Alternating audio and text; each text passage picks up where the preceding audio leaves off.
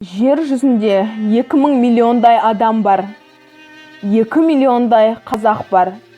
Біздің қазақтың достығы, дұшпандығы, мақтаны, мықтылығы, мал іздеуі, өнер іздеуі, жұрт тануы ешбір халыққа ұқсамайды.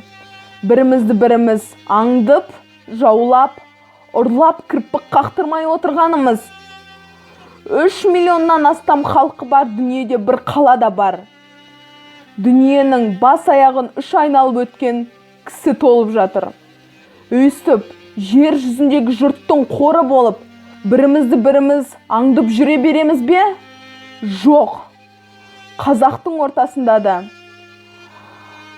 орлық, қастық, өсек, өтірік қалып, өнерді, малды түзден, бөтен жолдан дүзі жол іздеп, өрістерлік күн бола ма екен? Әй, не болсын. 100 қараға 200 кісі сұғын қадап жүр ғой.